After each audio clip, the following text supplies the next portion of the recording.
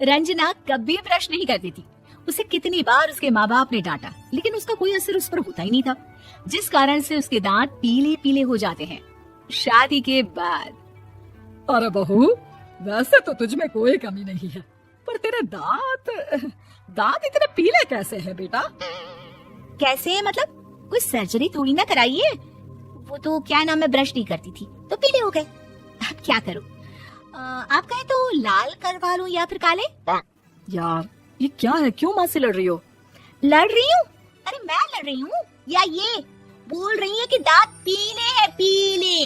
अरे तपस्या थोड़ी ना की है इन्हें पीले करने के लिए, बकायदा ब्रश नहीं किया है 20 साल तक, तब जाकर। छी, कैसी बात कर रही हो? ये उस वक्त तो पीले नहीं थे जब हम लोग तुम्हें देखने आए थे। अरे तब साफ करवा लिया होगा डेंटिस्ट के पास जाकर। अब देखो कैसे पीले पीले लग रहे हैं। रंजना सास की तरफ गुस्से से देखती है। फिर शुरू हो गई पीले पीले पीले। अरे पीले तो तब भी थे जब मेरे हाथ का रसगुल्ला उड़ा उड़ा कर खा रही थी और बोल रही थी, लड़की नहीं गुणों का खजाना दे रहे भाई साहब आप। खैर अब वो लोग करते भी तो क्या करते, पीले दांत वाली बहू पल्ले पड़ी थी तो झेलना तो था ही। एक दिन कीर्तन में रंजना गाना गा रही थी। अरे कमला बहन, माँ का द्वार है, यहाँ तो सब शुद्ध होकर आते हैं, फिर अपनी बहू को ब्रश भी नहीं करवाती तुम। दूर से पीले पीले दांत भक्ति में बाधा उत्पन्न कर रहे हैं। अरे कोई 2 साल के बच्चे थोड़ी ना लेकर आई हूँ मैं बहू बनाकर। अच्छी खासी लड़की है, अरे कैसे करवाऊं ब्रश? ये तो उसे खुद करना चाहिए ना। अब माँ बाप तो इसके जैसे तैसे निपटा दिए, ये नहीं सोचा कि सास कैसे संभालेगी। सास बहू को लेकर घर आ जाती है, लेकिन सोच लेती है कि अब इसे लेकर कहीं नहीं जाएगी। अगले रोज बहू कहती है, अरे क्या हो गया, मंदिर नहीं जाना क्या?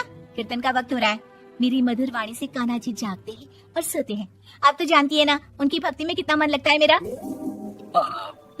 वो क्या है ना, तबीयत ठीक नहीं लग रही है मेरी, आराम करूंगी मैं। तबीयत ठीक नहीं लग रही?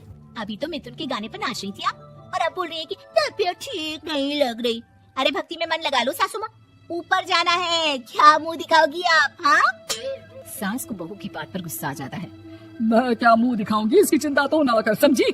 अपने मुंह की चिंता कर, जो ये पीले पीले दांत लेकर हर जगह पहुंच जाती है। पता है लोग कितना मजाक बनाते हैं। ना जी ना, मैं नहीं जाना कहीं तेरे साथ। तो ये बात है, कोई ना, मत जाओ, मैं अपने कमरे में ही बैठकर भक्ति कर लूंगी। ऊपर वाला दांत थोड़ी ना देखता है, मन देखता है, भावना देखता है।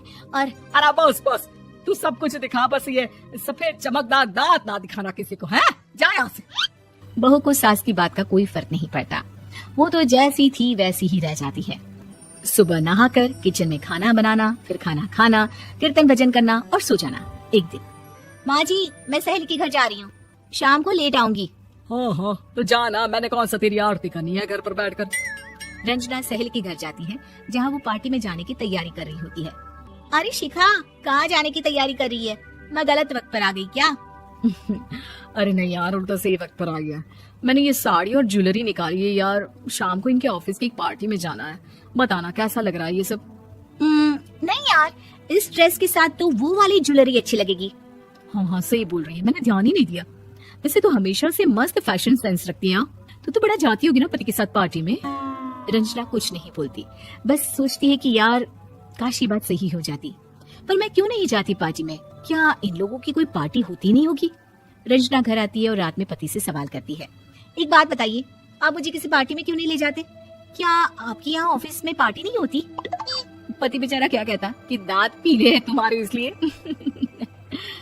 अरे कोई पार्टी होती नहीं हम लोगों के ऑफिस में, तो कहाँ से लेकर जाऊं? और मार्केट, मॉल, कहीं वीकेंड घूमना, कहीं तो। अरे यार सारे हफ्ते में एक छुट्टी मिलती है, तो सोचता हूँ कि आराम ही कर लूं। क्यों? रंजना मन मार के रह जाती है। पहले कभी सास के साथ मंदिर जाया करती थी, लेकिन वो भी सास ने ले जाना बंद कर दिया। घर बैठी बैठी रंजना बोर हो जाती है। तभी उसे आइडिया आता है और वो माइक के जाने का सोचती है। सासू माँ, 2 दिनों के लिए मम्मी के घर जा रही हूँ। अच्छा ठीक है, आराम से जा। और हाँ, माँ से कुछ अच्छी आदत सीख कर आना कि कैसे शरीर के हर भाग की तरह दांतों की सफाई भी जरूरी होती है, समझी? शुरू हो गई ना आप? वो लोग आपकी तरह नहीं है कि छोटी छोटी बात का बतंगड़ बना दे। उन लोगों के लिए मैं मायने रखती हूँ, ना कि मेरे पीले पीले दांत।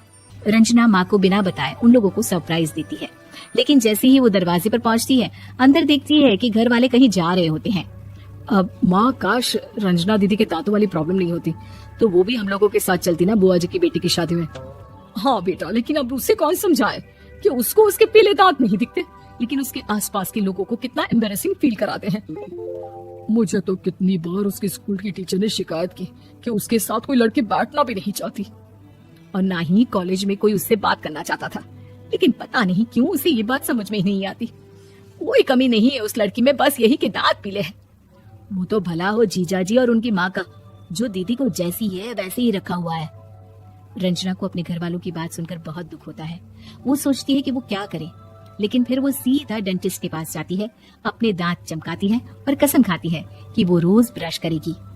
अरे क्या हो गया, तुम तो 2 दिनों के लिए गई थी ना, पर कोई ना, अच्छा है, चलो आ गई तो। रंजना सास के सामने आकर खड़ी हो जाती है और पूरी स्माइल करती है, उसके चमकदार दांतों को दिखाती हुई। चले मंदिर।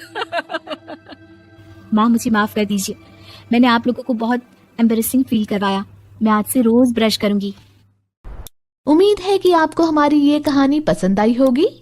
कृपया हमारे चैनल को सब्सक्राइब करें और सभी अपडेट्स के लिए बेल आइकन जरूर क्लिक करें। और हाँ, वीडियो लाइक और शेयर करना मत भूलिएगा।